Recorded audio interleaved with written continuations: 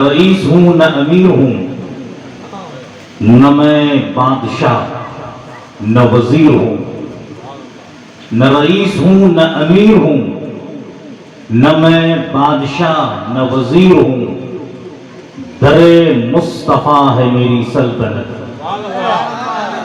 در خواجہ ہے میری سلطنت، در غوث ہے میری سلطنت، میں اسی سلطنت کا فقیر ہوں۔ وہ رحمت مجسم جب مسکرا دیے ہیں، صحرائے زندگی میں گلشن کھلا دیے ہیں، ان کی عطا میں مفلس سلطان بنا دیے ہیں، ان کی چمک نے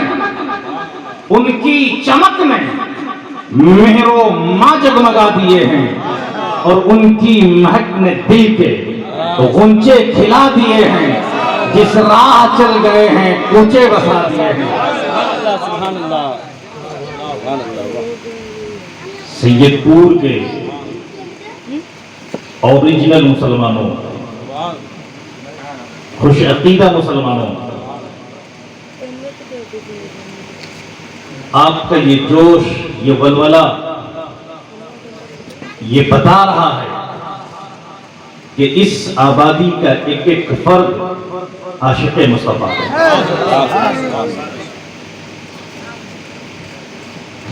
جو مصطفیٰ کا عاشق ہوگا، جو مصطفیٰ کا غلام ہوگا، غلامان مصطفیٰ کے لیے مصطفیٰ کریم محشر میں کیا کریں گے سننا چاہتے ہیں؟ کتنے لوگ محشر میں جب کہ آئے اسیاں شعار بندہ، محشر میں جب کہ آئے اسیاں شعار بندہ، تھا مضطرب کہ دیکھوں کیا حال ہے میرا، اور امت کے غم میں ان کو روتے ہوئے جو دیکھا، بے ساختہ مچل کر آسی پکار اٹھا کہ اللہ کیا جہنم اب بھی نہ سرد ہوگا، رو رو کے مصطفیٰ نے دریا بہا دیا۔ تکبیر،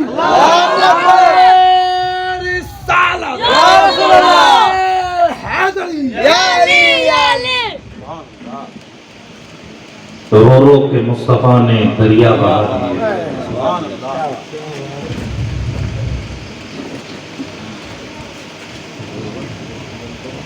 اور احمد رضا جہاں میں،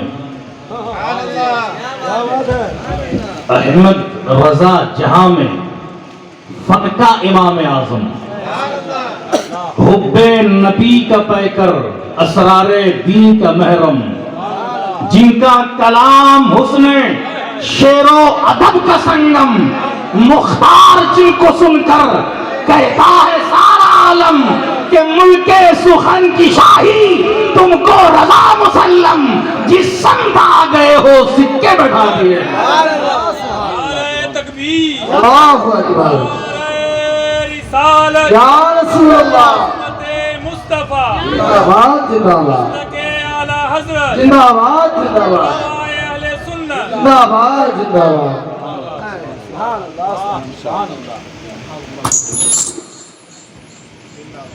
بنگلہ دیش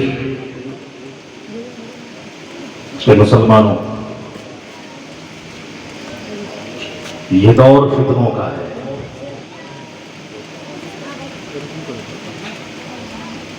فتنے کیڑے مکوڑے کی طرح، حشرات الارض کی طرح ہماری آبادیوں میں ابھر رہے ہیں، اور ان فتنوں کا شکار سب سے زیادہ ہمارے نوجوان ہو رہے ہیں۔ کسی بھی جماعت، کسی بھی قوم کی ریڑھ کی ہڈی اس کے نوجوان ہوتے ہیں۔ اسلام دشمن طاقتوں نے ہر دور میں پلاننگ کے تحت مسلم نوجوانوں کو اپنے جال میں پھنسانے کی کوشش کرتے رہے ہیں، اور یہ سلسلہ آج طویل ہو چکا ہے. اگر بروقت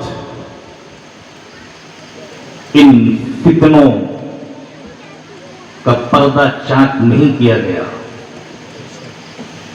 ان فتنوں سے مقابلہ نہیں کیا گیا، ان فن مارتے ہوئے فتنوں کا سر نہیں کچلا گیا، تو حالات اس سے بھی زیادہ بھیانک ہوں گے جن کا مشاہدہ ہم اور آپ آج شب و روز کر رہے ہیں.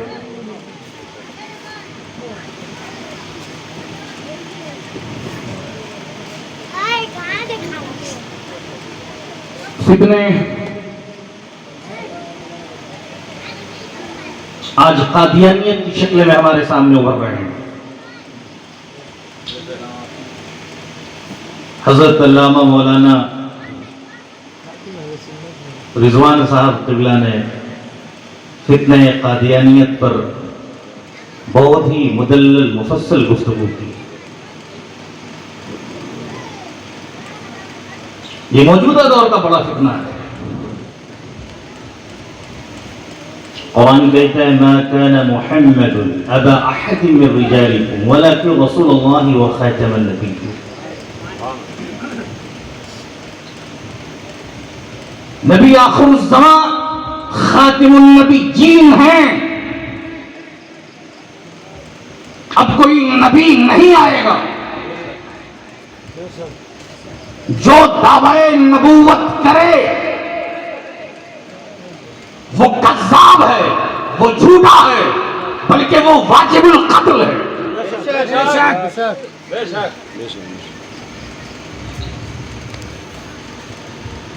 بنگلہ دیش کے مسلمانوں،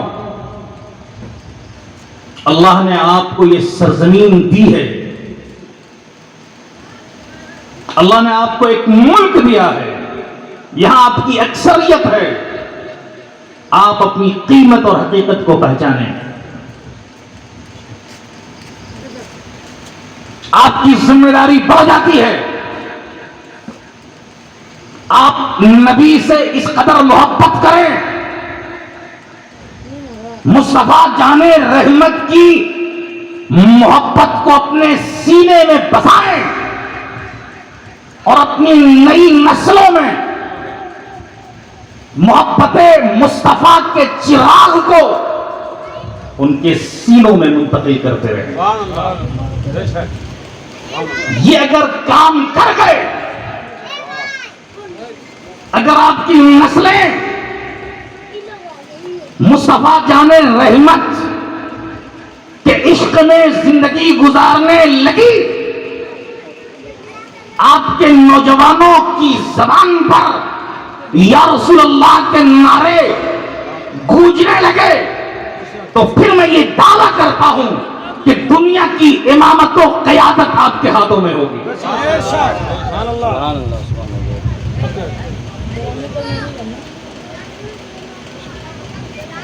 یہ فتنہ بھی نیا نیا ابھر رہا ہے.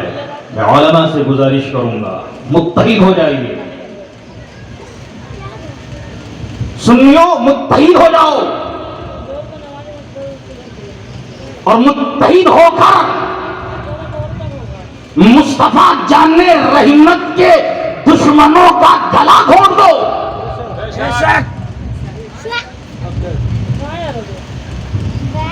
صرف مصطفیٰ جان رحمت کی محبت کا اظہار نہ کرو، بلکہ اظہار کے ساتھ دلیل بھی پیش کرو. اگر عشق کا دعویٰ ہے تو دلیل بھی ہونی چاہیے. متحد ہو جاؤ تو بدل ڈالو زمانے کا نظام، منتشر ہو تو مرو، شور مچاتے کیوں. ایک ہو جائیں تو بن سکتے ہیں خورشید مبین، ورنہ بکھرے ہوئے تاروں سے کیا بات بنے.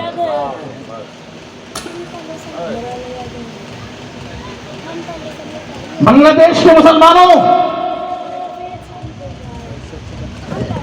یہ مہینہ 11ویں والے پیر کا ہے. جب غوث اعظم کی ولادت ہوتی ہے،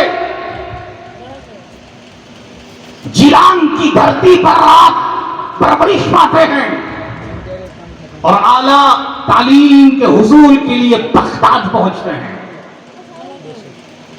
بغداد پہنچتے ہیں، عالم اسلام کو دیکھتے ہیں، عالم اسلام کے مسلمانوں کو دیکھتے ہیں، ان کے حالات کو دیکھتے ہیں، علماء کے حالات کو دیکھتے ہیں، تو کیا پاتے ہیں؟ مسلمان منتشر ہیں، علماء منتشر ہیں. علماء کے منتشر ہونے کی وجہ سے، مسلمانوں کے اندر اختلاف ہونے کی وجہ سے عیسائیوں نے مسجد اقصی پر قبضہ کر لیا ہے.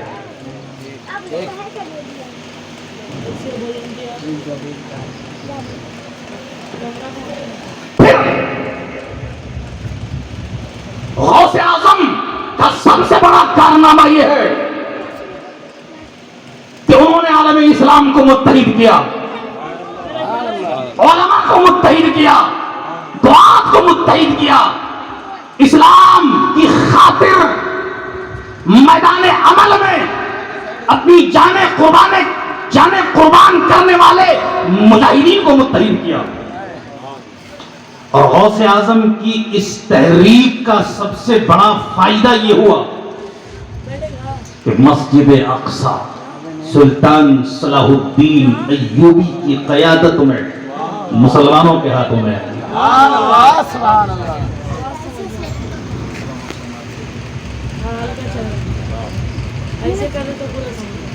اس امت کے پہلے مصلح امت حضرت امام حسن ہیں. بولیے بولیے بولیے. اور اس امت کے دوسرے سب سے بڑے مصلح امت شیخ عبد القادر جیلانی غوث اعظم ہیں. ہم جب غوث اعظم کے نام پر جلسے کرتے ہیں تو صرف غوث اعظم کی کرامتوں کا ذکر ہوتا ہے. غوث اعظم نے کیا کارنامے انجام دیے ان کارناموں کا ذکر نہیں ہوتا.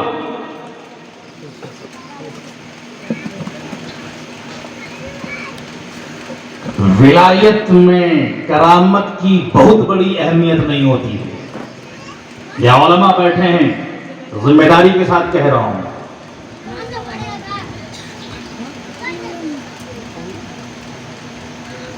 روحانیت میں، ولایت میں سب سے بڑا مقام استقامت کا ہے. الاستقامت فوق الکرامہ. غوث اعظم کی کرامتوں کا خوب ذکر ہوتا ہے، لیکن غوث اعظم کا سب سے بڑا کارنامہ کیا ہے اس کا ذکر نہیں کرتے.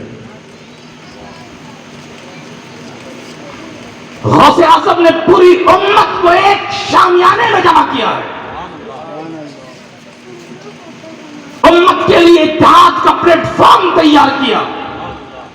مسلمان متحد ہو گئے، اور صرف متحد ہی نہیں کیا بلکہ غوث اعظم نے اپنے شاگردوں کو، اپنے مریدوں کو، اپنے خلفاء کو فوجی ٹریننگ دی،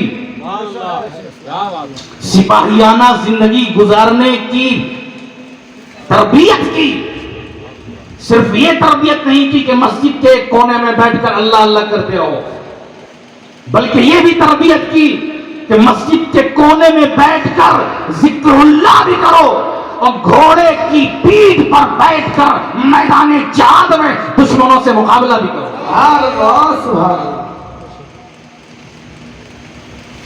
قرآن نے کہا یا ایھا الذین آمنوا اذا لقیتم فئة فاثبتوا واذکروا اللہ کثیرا لعلکم تفلحون.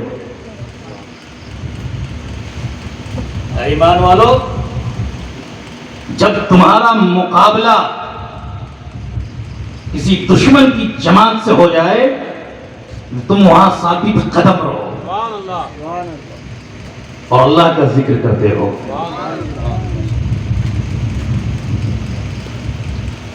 سید پور کے مسلمانوں،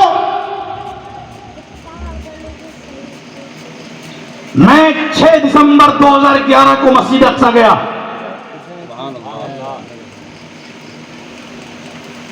آج مسجد اقصی اور ارض مقدس فلسطین کے حالات اور غزہ کے مسلمانوں کے حالات آپ کی نگاہوں کے سامنے ہیں. 1 سال سے زائد ہو گئے، لیکن ارض مقدس فلسطین کے مسلمان مسجد اقصی کی بازیابی کے لیے اپنی قیمتی جانوں کا نذرانہ پیش کر رہے ہیں.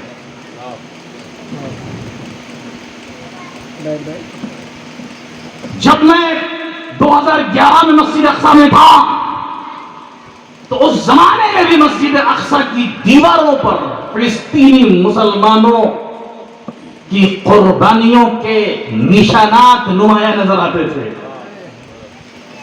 اس زمانے میں سوشل میڈیا نہیں تھا. آج آپ سوشل میڈیا کے پلیٹ فارم سے سارے نظارے کو دیکھ رہے ہیں.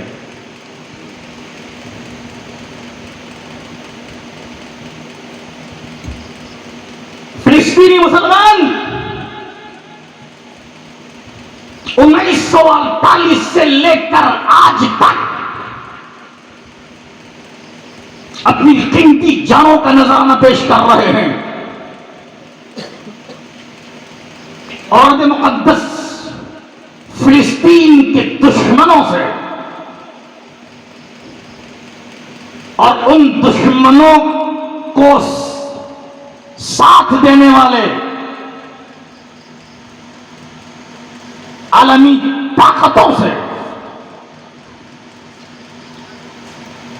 فلسطین کے مسلمان یہ کہہ رہے ہیں، ظالم اگر جان مانگو گے تو جان دیں گے، اگر مال مانگو گے تو مال دیں گے، مگر یہ ہم سے نہ ہو سکے گا کہ نبی کا چاہو جلال دیں گے.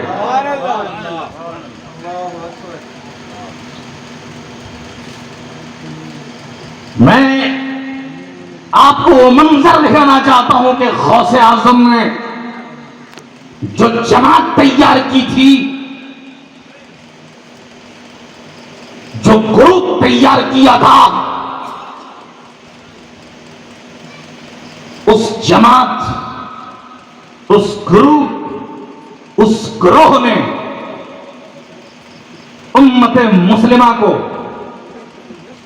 پوری دنیا کو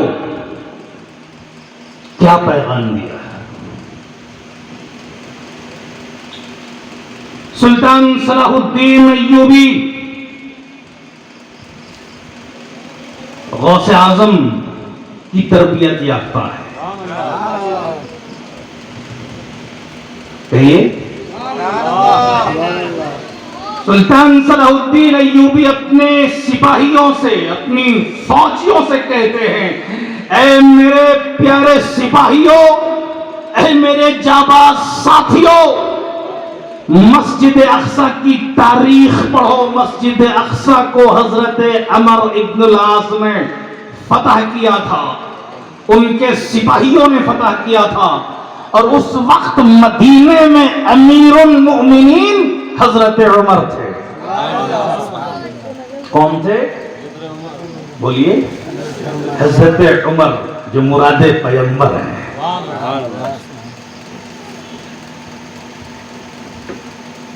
مسجد فتح ہو گئی، حضرت عمر مدینے سے چلے، ساتھ میں حضرت بلال ہیں. مسجد اقصی میں پہنچے. حضرت عمر نے کہا، اے میرے نبی کے بلال، اے صبر و شکیبائی کے جمال، اے امت مسلمہ کے لال، آزادی کی پہلی اذان تمہیں دینی ہے. حضرت بلال اذان دے رہے ہیں. اللہ اکبر، اللہ اکبر، اللہ اکبر، اللہ اکبر، اشہد ان لا الہ الا اللہ، اشہد ان لا الہ الا اللہ، اشہد ان محمد محمد رسول اللہ. اتنا کہنا تھا کہ مسجد اقصی میں تمام اسلامی فوج رونے لگے, تمام صحابی رو رہے ہیں, حضرت عمر کی آنکھوں میں آنسو ہیں, حضرت بلال رو رہے ہیں, چونکہ حضرت بلال نے اذان ہمیشہ مصطفیٰ جان رحمت کی موجودگی میں دی تھی. آج جب مسجد اقصی میں, اس مسجد میں جہاں سے نبی آخر الزمان معراج پر گئے تھے, جہاں آقا نے تمام انبیاء کی امامت فرمائی تھی, آذان بلال دے رہے ہیں لیکن مصطفیٰ نہیں ہے. چیخیں نکل رہی ہے محبت مصطفیٰ میں, تمام صحابی رو رہے ہیں. سلطان صلاح الدین ایوبی اپنے سپاہیوں سے کہتے ہیں, اے میرے جانباز سپاہیوں, آج مسجد اقصی کو آذان بلالی کی ضرورت ہے. مسجد اقصی کی در و دیوار کسی عمر کو تلاش کر رہی ہے. مسجد کی در و دیوار مسجد کے میناروں سے صدائے بلالی بلند نہیں ہوئی ہے. 90 سال ہو گئے ہیں. مسجد اقصی پر صلیبیوں کا قبضہ ہے. اس لیے میرے جانباز سپاہیوں, آؤ اور یہ عہد کرو کہ ہم حضرت عمر کی سنت کو زندہ کریں گے. مسجد اقصی کی بازیابی کے لیے اپنی جانوں کا قیمتی نذرانہ پیش کریں گے. بنگلہ دیش کے مسلمانوں, تاریخ یہ بول رہی ہے, ہسٹری گواہ ہے کہ سلطان صلاح الدین ایوبی کی قیادت میں قادری فقیروں نے, قادری جانبازوں نے, قادری سپاہیوں نے وہ سپاہیانہ طرز زندگی گزاری ہے, وہ طاقت و شجاعت کا مظاہرہ کیا ہے کہ مسجد اقصی سلطان صلاح الدین ایوبی کی قیادت میں مسلمانوں کے ہاتھوں میں آ گئی. نعرہ تکبیر, نعرہ رسالت, نعرہ حیدری. دیکھو دیکھو کون آیا, دیکھو دیکھو کون آیا, نعرہ حیدری. مسجد اقصی فتح ہوئی ہے. ہر جنگ میں سلطان صلاح الدین ایوبی ایک ممبر رکھتے تھے. اس ممبر پر کھڑے ہونے کا شرف مجھے بھی حاصل ہے, اور اس ممبر کو نور الدین زنگی نے بنوایا تھا. عشق کے بغیر کچھ نہیں ہے, یہ عشق کی علامت ہے. نور الدین زنگی نے ایک ممبر کو بنوایا اور یہ عہد کیا کہ ہم اس ممبر کو مسجد اقصی میں نصب کریں گے, اور اس ممبر کو علامت کے طور پر ہر جنگ میں ساتھ میں رکھتے تھے, تاکہ وہ علامت یہ بتاتی ہے کہ اے نور الدین تمہارا ہدف یہ ہے, تمہارا مقصد یہ ہے, تم اپنے مقصد سے پلٹ نہ جانا. نور الدین زنگی کی وفات کے بعد اس ممبر کو سلطان صلاح الدین ایوبی ہر جنگ میں اپنے ساتھ رکھتے تھے. جب مسجد فتح ہوئی ہے بنگلہ دیش کے مسلمانوں, تو اس ممبر کو سلطان صلاح الدین ایوبی نے نصب کیا ہے. کہہ دیجئے سبحان اللہ, کہیے سبحان اللہ. اور اس ممبر پر کھڑے ہو کر سلطان صلاح الدین ایوبی اپنے سپاہیوں سے کہہ رہے ہیں, عالم اسلام سے خطاب کر رہے ہیں، کہہ رہے ہیں مسلمانوں آج یہ مسجد اقصی جو فتح ہوئی ہے اس میں صلاح الدین کا کوئی کردار نہیں ہے، بلکہ اصل کردار محی الدین کا ہے۔ مسجد اقصی کی بازیابی میں صلاح الدین کا کوئی رول نہیں ہے، بلکہ سارا رول بغداد والے سرکار کا، سارا رول غوث الاعظم شیخ عبد القادر جیلانی کا ہے۔ اس لیے آج فتح کا دن ہے، آج فتح کا دن ہے، آج جشن منانے کا دن ہے، آج کامیابی کا دن ہے، آج عید کا دن ہے، آج جمعے کا دن ہے۔ اس لیے اس منبر پر جسے نور الدین نے بنوایا تھا، جسے صلاح الدین ہر جنگ میں اپنے ساتھ رکھتا تھا، اور آج مسجد فتح ہو گئی ہے، سلطان صلاح الدین ایوبی نے اس منبر کو نصب کر دیا ہے۔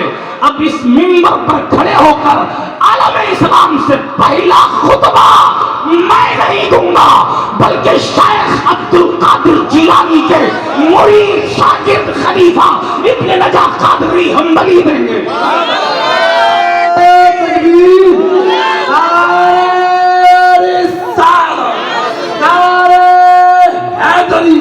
اہل سنت والجماعت، اہل سنت والجماعت، مولانا نبی لگتا نیازی حضور زندہ باد، نبی لگتا نیازی حضور زندہ باد۔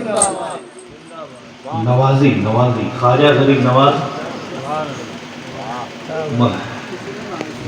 میری جو تعلیم ہوئی ہے مکتب کی اور حفظ کی وہ مدرسہ غریب نواز میں، تو جب میں حافظ بن گیا تو اپنے ساتھ نوازی لگا دیا۔ غریب نواز، غریب آتے ہیں در پر تیرے غریب نواز، کرو غریب نوازی میرے غریب نواز، کہ تیرے در کی کرامت یہ بارہ دیکھی کہ آئے غریب اور ہو گئے غریب نواز۔ غریب ہو گئے غریب نواز، سبحان اللہ۔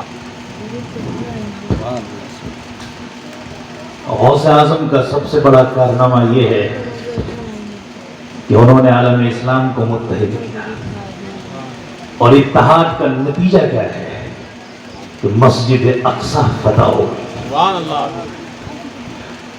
آج پوری دنیا میں لگ بھگ 2 ارب مسلمان ہیں، 60 سے زیادہ اسلامک کنٹری ہے، اس کے باوجود ظلم کا دائرہ بڑھتا جا رہا ہے۔ روزانہ میزائل داغے جا رہے ہیں، فلسطینیوں کا ناحق قتل ہو رہا ہے، بوڑھے بچے شہید ہو رہے ہیں، اس کے باوجود پوری دنیا کے مسلمان خاموش ہیں۔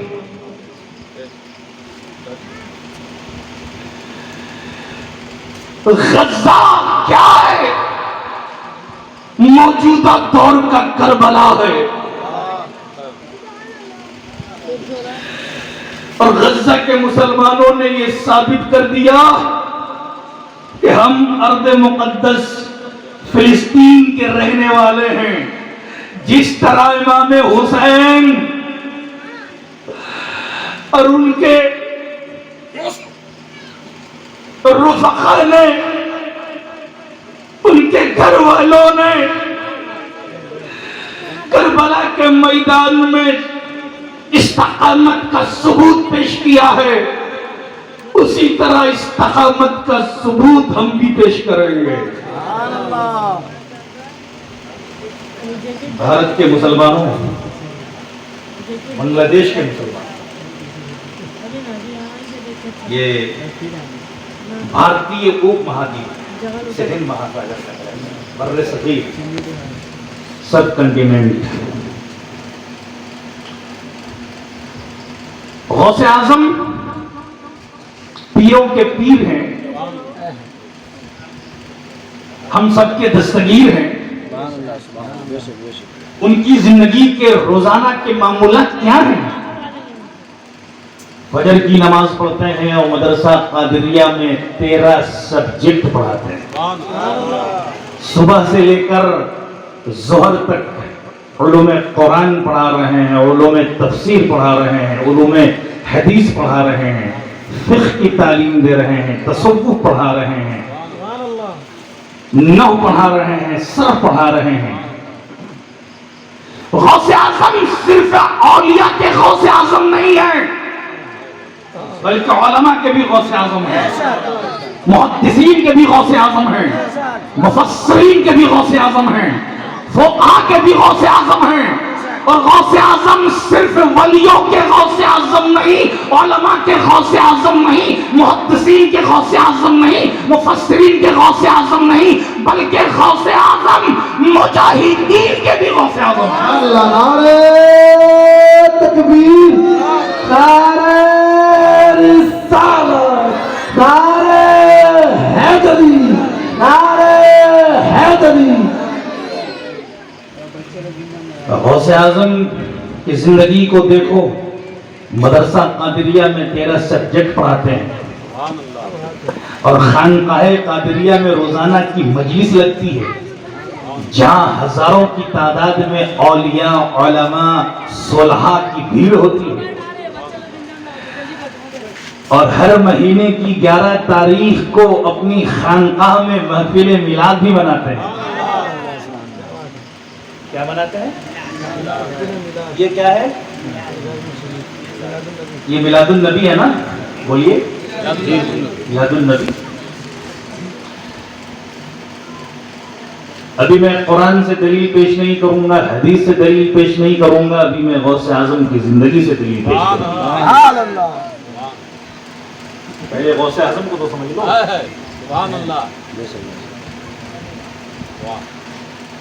روزانہ 13 سبجیکٹ پڑھا رہے ہیں. عرفانی مجلس ہوتی ہے روزانہ، اس میں علماء ہوتے ہیں، اولیاء ہوتے ہیں، قطب ابدال ہوتے ہیں. پھر عوامی مجلس بھی ہوتی ہے جس میں 40 ہزار لوگوں کا مجمع ہوتا ہے.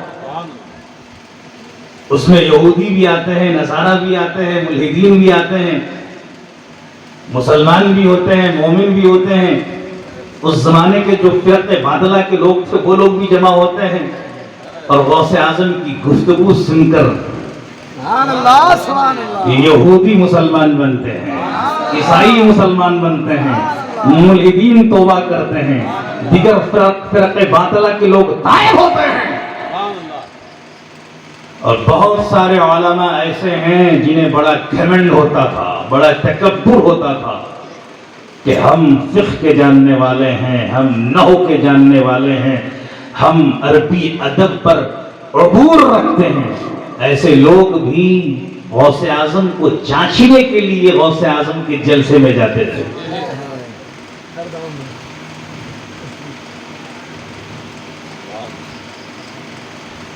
ایک بڑے ادیب تھے محمد النجاح الادیب، بڑا نام تھا، بڑا غرور بھی تھا، اپنے علم پہ.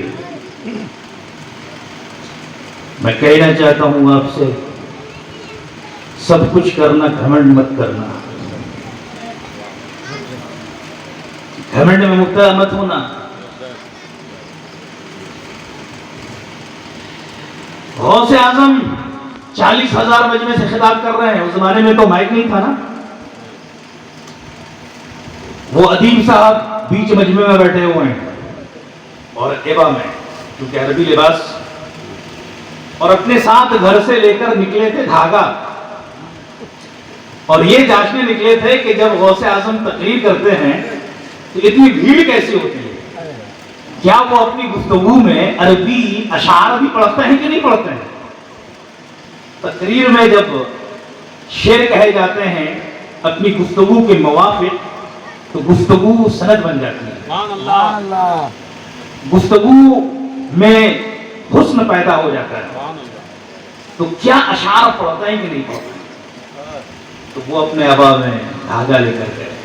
غوث اعظم نے تقریر کے دوران ایک شعر پڑھا، سبحان اللہ، ایک دھاگا لگا دیا، سبحان اللہ، دوسرا پڑھا، دوسرا، تیسرا، لگاتے جا رہے ہیں۔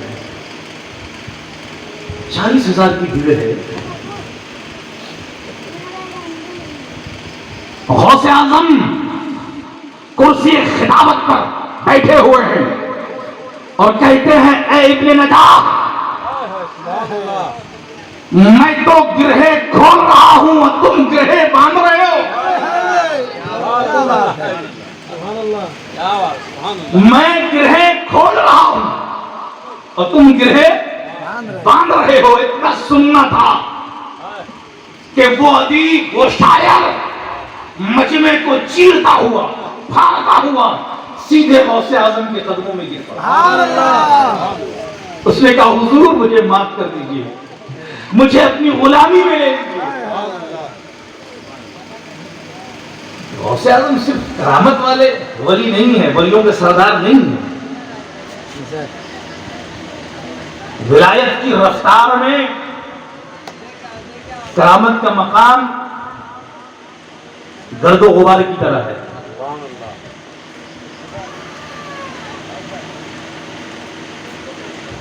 تو غوث اعظم کیا کرتے تھے؟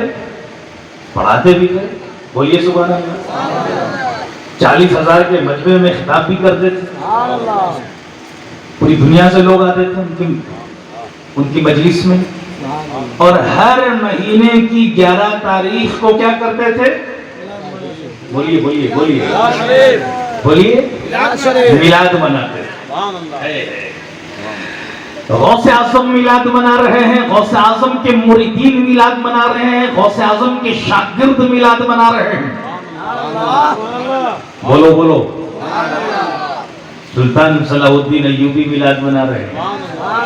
ایوبی کے بہنوئی ہیں شاہ مظفر اربلی، شہنشاہ اربل۔ وہ تو ربیع الاول کے مہینے میں اپنے تمام شہروں میں چراغاں کیا کرتے تھے، لنگر محمدی کا اہتمام کرتے تھے، اور 12 ربیع الاول کو جلوس محمدی نکالا کرتے تھے۔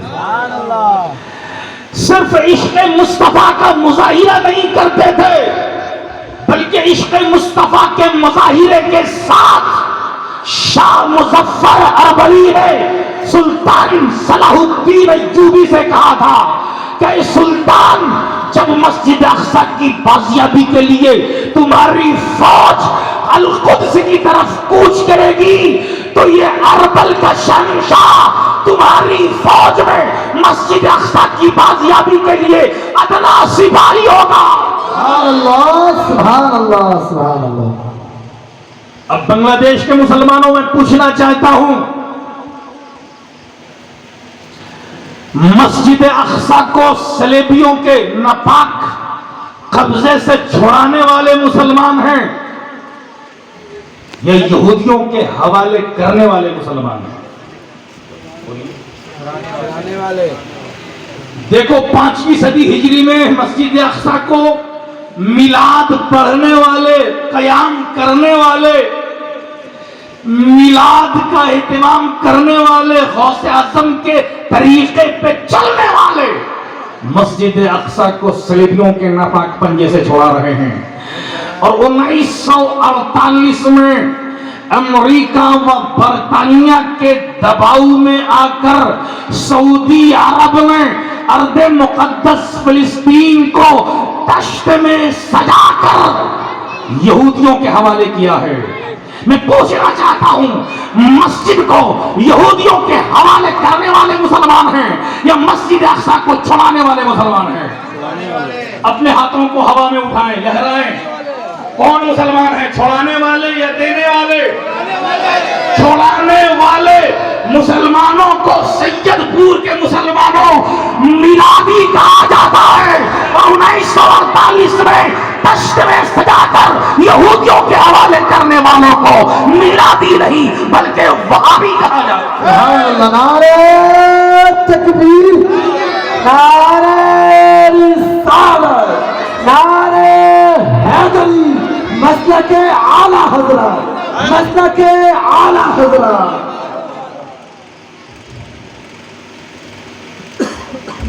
ہم کیا ہیں؟ بولیے میلادی ہیں. ہم کیا ہیں؟ میلادی ہیں.